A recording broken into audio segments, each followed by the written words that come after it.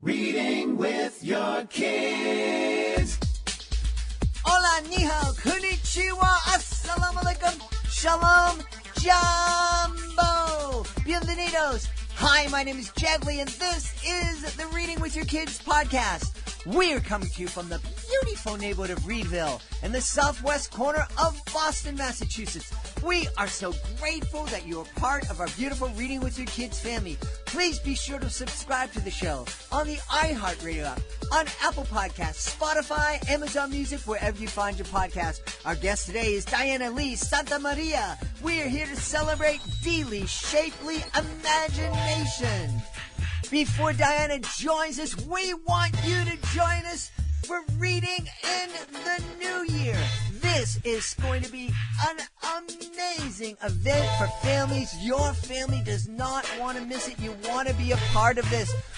We're building 3 virtual stages, and on those stages, we are assembling some of the greatest talent in the world. Some of your favorite authors will be reading their books aloud. We have performers going to be performing amazing feats of magic and skill. We'll also have some fantastic do-it-together activities that you and your family are going to love. It's all happening Christmas Day to New Year's Day at readingintheNewYear.com. We're really excited. One of the authors that will be joining us is certified great read author Allison Paul Klakowicz. She'll be reading her fantastic book, Mommy's Big Red Monster Truck. I just love saying that title. It is so much fun, and it is such a fun read. You don't want to miss it. Be sure bookmark the page today. readingintheNewYear.com. Joining us right now from Staten Island and the beautiful city of New York. She is returning to the show to celebrate Book 7 in her Deely's World Series. The new book is called Deely Shapely Imagination. Please welcome back to the show, Diana Santamaria. Diana, how are you? Hi, Dad. I'm doing good. How are you? I'm doing wonderful. Diana and I were talking about how cold it is here in the Northeast, and way too early to be this cold, I think. I know. It's just kind of like foretelling that it's going to be a really cold winter. I'm like, I'm not looking forward to it. Oh, no. I was trying to convince myself that the early snow and the early cold meant it would be a mild winter. But really? Because I've been hearing the opposite. So good to know. At least there's some hope. I think I was making that up, to be honest with you. But making things up are what authors do all the time. And you have created this brand new book, Deely Shapely Imagination. You were telling me this is book 7 in your series, but this was actually the first book that you wrote. How does that math add up? Yeah. So it was the first book I wrote, and my illustrator and I, we did start working on it a long time ago, but I wasn't loving the way it came out. And so, we just kept on, editing it, so many times, in fact, that I took a break from it for a little bit because I was getting a little frustrated with it. And once I put out my other books, I came back to it. Mm-hmm. And I feel like I'm glad I did that. And it just goes to show that even something you start, you could always put it on pause and, come back to it at a later time and then make magic with it later. Sometimes it doesn't happen right away, and it takes a little time. Yeah. And that's actually, it's a good lesson for parents out there who don't have little ones. The Deely's Shapely Imagination are for younger kids. But for those of you who have older kids, that's a really great piece of advice to give to our kids if they're struggling with a test or a paper, or, they just got that writer's block. Sometimes the best thing to do is to encourage them to get up out of their seat, take a walk around the block, take a run on the treadmill, whatever physical activity they can do, and then come back to it. And it's amazing how when we take that break from a project, whether it's 20 minutes or 4 years, when we get back to it, we can, have a whole new perspective, and those walls that are blocking our thoughts can fall down. Yeah, definitely. I totally agree. It definitely took me to step back from it and to even maybe, I even showed it to a few friends. They gave me some feedback, and I used everybody's feedback and, made it the best that I thought it could be. So yeah, sometimes it does take that taking a step back in order to, create the magic that you want. Do you think the fact that this was your first book and you wanted it to be perfect and you didn't have the confidence that you have as somebody who's published, this is your 7th book, do you think that had something to do with it? Oh yeah, definitely did have something to do with it. I was really worried, and I wanted, I kind of am a perfectionist, so I really wanted it to be a certain way, and it just wasn't looking like how I wanted it to. And even the way I wrote it, I was like, you know what, I'm not really feeling this. So I took a step back. Yeah. Do you think, I don't know about you, but I know, myself, I didn't grow up in a family or a neighborhood where the arts were really encouraged. And, there were no writers in my family or in my life. There were no magicians. There was no one who acted. And, when I decided that I would break out and start performing, start getting into the arts, there was a voice, and the loudest voice of telling me I couldn't do it, it seemed to come from myself sometimes. It was like, who do you think you are, thinking that you can go out or write a book or do a magic show? Did you struggle with any of that? Totally. A lot of people don't know this, but I actually dabbled I've dabbled in the arts for a long time, since I was a kid. I always loved drawing, painting, and then at one point, once I finished my bachelor's degree, I actually got my bachelor's in speech communications. I decided to start taking acting in the city. Mm-hmm. So I started doing like acting classes and stuff like that. And I was my own worst critic. So I was always like putting myself down, like, you can't do this. And I mean, it was scary, like, especially like those improv classes, I would be torturing myself as before the class and during the class. And then after the class, I would get like a burst of energy and excitement, like, oh my gosh, I just did it, but I'm definitely my worst critic. Mm-hmm. Like I find that loud voice inside of me telling myself, like, you can't do it. And especially when I decided to start writing stories, I mean, I didn't know that I could do this, to be honest. I was, at that time I was teaching, and I was teaching for like, I think maybe about 5 to 7 years at that point. And then, a friend encouraged me to continue writing because I had read her that story, Dealey Shapely Imagination, the first version. And she was like, oh my gosh, this is so good, Di, you should continue. And like that little bit of encouragement went such a long way that it just sparked something inside of me, and I just started writing. And then everything really just came to life from there. Just that little bit of encouragement. Well, I hope someday I get a chance to shake that friend's hand, because the reason I brought it up is that I want to remind everybody that you could be that friend for somebody else. There may be somebody in your life. Maybe it's your kid. Maybe it's one of your kids' friends who has that self-doubt, and that one word of encouragement from you might make all the difference in the world. You might just throw the switch to give them the courage to say, yeah, maybe I can make this dream come true. Yeah, definitely. I mean, really, people don't understand what words of kindness can do for somebody. And even someone like me, who, like you had mentioned before, how the arts weren't really encouraged in your family. Mm-hmm. In my earlier years, yes, that hands down is true. It wasn't encouraged in my family. I mean, because the arts at that time didn't make money unless you became like, a famous mm-hmm. something, like a famous artist or a famous actress, etc. But, it's really important to be kind to others. And when they tell you their dreams, and you see their potential, encourage them, because I mean, what is the harm in doing so? Mm-hmm. If anything, you're giving them this positivity that might take them so far. Like for me, that little bit of encouragement from my friend, like, made such a difference in my life. And it made me go for, this whole new kind of like idea of who I was, like becoming an author. Wow, nobody in my family ever wrote books. Like, this is totally new in my family. I have no friends that write books. I mean, now I have more friends that write books, because I met a lot of people along the way.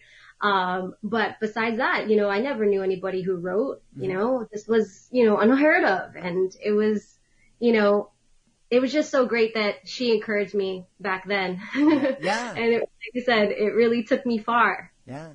And if anybody's listening out there and saying to yourself, yeah, but someone has to be the voice of reason and remind this person to be realistic, don't worry about it. You don't have to do it. There are enough people in that person's life telling them that. You can be the different person that can really encourage them to go for their dreams. Oh my goodness, you are so right. So she encouraged me, and then I had maybe I don't even know, maybe 25 other people that were not encouraging me. That's really hard to do. And why would you do that? And this and this and that. And how are you going to figure it out? But you know what? When you are determined, you figure out a way. Yeah. And you learn. Like I did tons and tons of research. I started figuring out different ways to publish and what I had to do. I wrote query letters, I figured everything out on my own. And I think that, like I said, if you really want something, you go for it. Yeah. Now, one of the neat things about your series is it's bilingual. Am I remembering that right? Oh yeah, definitely. It's bilingual. It has the English and Spanish on the same page, so that if you want to learn the Spanish translation to the English version, it's there for you. Yeah. And what a great way to not only for a family that is bilingual family like mine was, not that I am bilingual in any way. I try. I know all the bad words in Spanish. I get myself into trouble sometimes. But, where Spanish is, one parent speaks one language, one parent speaks the other language. This is a really good way to experience the book. And one of the things that we used to do, and it was a lot of fun, oftentimes when we would have a bilingual book, my wife would read it in Spanish and I'd read it in English, but I used to like to switch it up and try to and struggle to read the book in Spanish. And that was a lot of fun because it showed my kids that I was willing to get out of my comfort zone and try this language that I wasn't fluent in any ways and take a risk that people were going to laugh at me and appreciate the fact that people were laughing at me and understanding that I was saying these words in a funny way. But I think that that's all really positive and great positive lessons for kids. Yeah, I mean, that was one of the intentions was, to create an additional learning aspect to the books. Like they can be used as all of my books touch upon different learning concepts for children, but this is another addition. Like it's basically supposed to be a support for parents. It's a learning tool. Mm-hmm. Now, what are we going to be learning?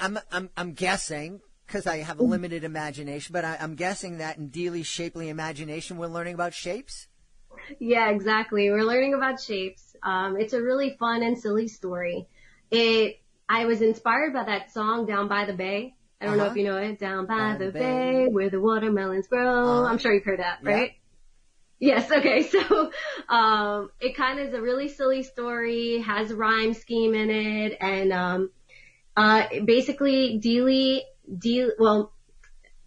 in the beginning and Dealey is each shape. She turns into different shapes and she's very silly. And you have Mr. Mustache, which is her cat in there in the story. And he basically guides you to each Dealey shape.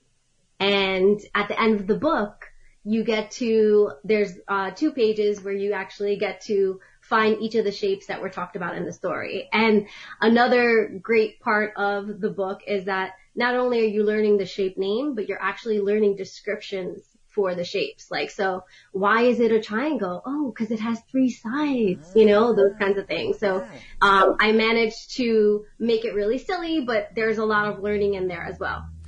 It's interesting that we're talking about this tonight. My wife is teaching virtually. Boston has gone all virtual as the pandemic sweeps back into our lives. And she is just working with her students on shapes. Oh, really? And I think a lot of us take that for granted. Yeah, it's a square, it's a triangle, it's got the points, and why don't you understand this? But it can be really difficult for kids. Yeah, sometimes it can be. So that's why I wanted to, I think it's important.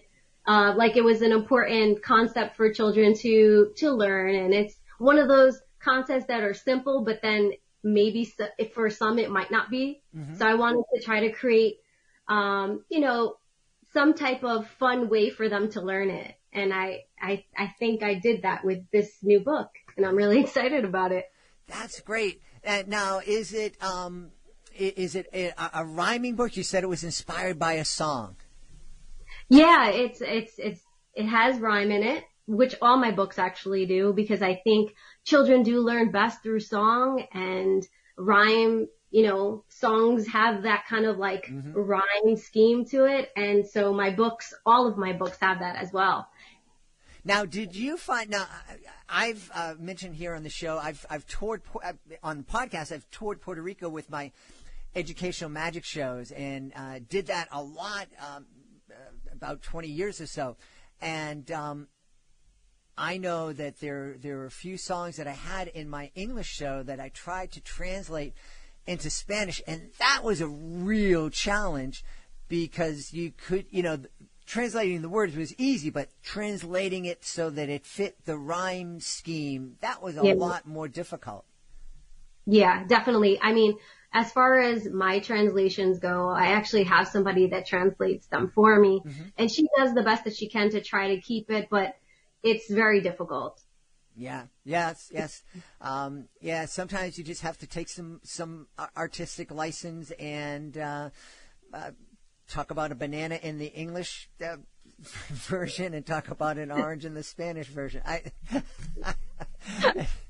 Yeah, I mean, you figure it out. We did the best that we could. It's really difficult to hit every rhyme from English to Spanish. Yeah. Hey, how easy is now? It's I mentioned that I've toured Puerto Rico doing my show in Spanish. I had to memorize my show because even though we just celebrated 30 years of marriage together, wow. I have not. Thank you. Congratulations to me, and sympathies to my wife, I think, are appropriate. But try as I might, I just have never been able to become fluent in Spanish. And of course, I started late in life. How much easier is it for kids to become fluent and pick up different languages, become bilingual or trilingual, or I don't know if quadlingual is a word, but pick up languages when they're young? I think it's so much easier because, they're like sponges when they're little.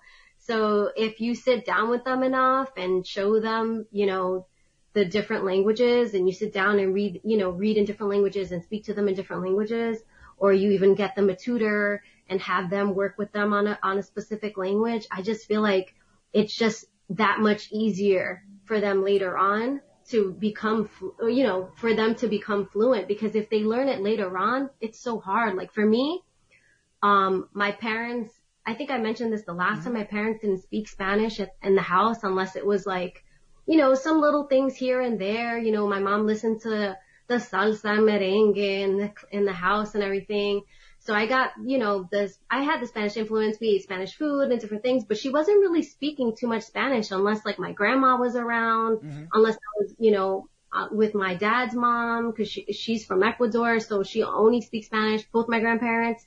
And my mom's mom is from Puerto Rico, so she only speaks Spanish as well.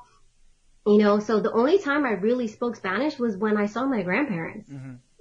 And so later on in life, I started really picking up Spanish some more, and now I still even struggle. So I just feel like as a kid, if you get them into it early enough, they'll be fluent before you know it. But you have to continue though. Yep. You can't stop. You can't just do it when they're like 3 years old and then expect them to remember. Like, you have to continue to be consistent. That's like with anything with children. You have to be consistent. And then sure enough, they're going to pick it up. Yeah, yeah.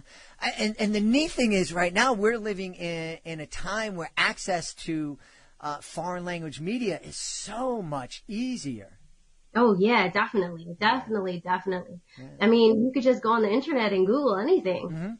Like any language that you want. I mean, you even have the access to the English, the Google Translate. Yep. So, yeah, and you have the access on your phone with that. I mean, it's so much easier than it was like when I was growing up, and I'm sure when you were growing up, like I'm sure, things are more accessible now. Yeah. So take advantage is what I would tell parents. Take advantage of all these luxuries that we have now. Yeah. And I don't know about you, but I know when I would tour Puerto Rico and when I was out in El Campo, out in the little towns and villages in the mountains, oftentimes my wife would come down and meet me in San Juan and Ponce and the cities, and she would let me go out into the country by myself. And when I was out there, I really tried to immerse myself in Spanish, and I found that I started looking at the world in a different way, and I started thinking in slightly differently. So I think that there's this other advantage of learning languages. It's more than just being able to speak with more people. It changes the way you look at life, I think. That just might be me. No, I mean, you have a point there. Now that I think about it, yeah, you definitely have a point. It might, I never thought about it that way, to be honest. Yeah. Well, I have these crazy ideas and this kind of mix up mind. So all these weird ideas just come in and out of my mind. And anybody who's listened to 4 or 5 episodes understands that completely.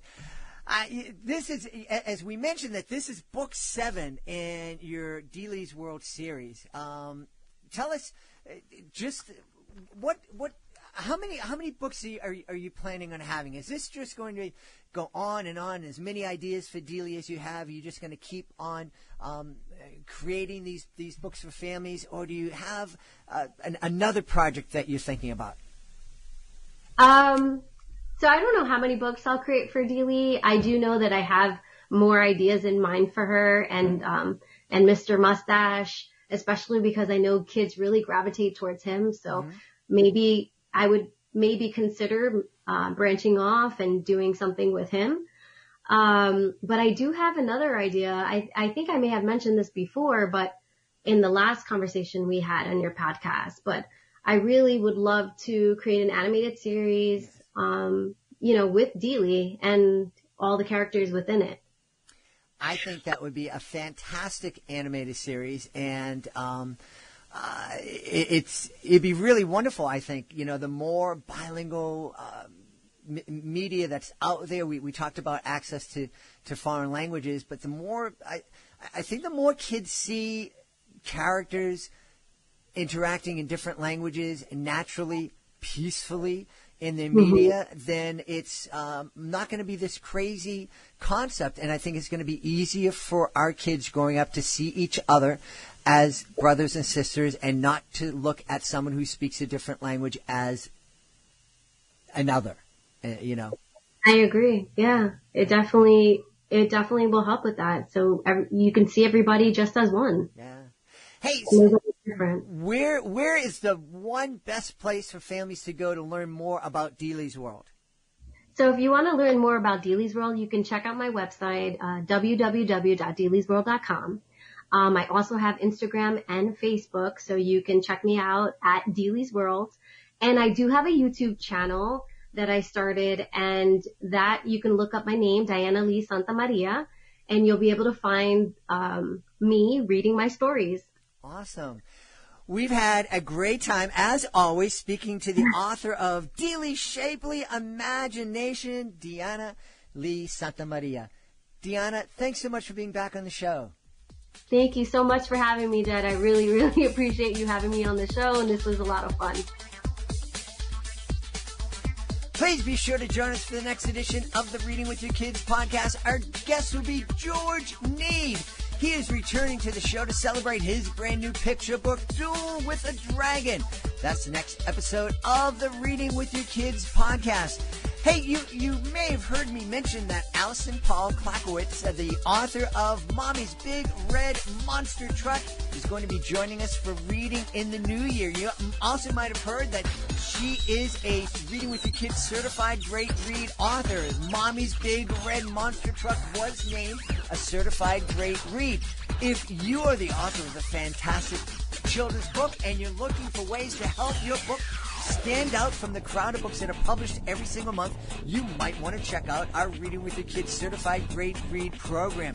If our panel believes that your book is worthy of 4 or 5 out of 5 stars, it becomes a certified great read. And with that status, there comes a whole lot of great promotional tools.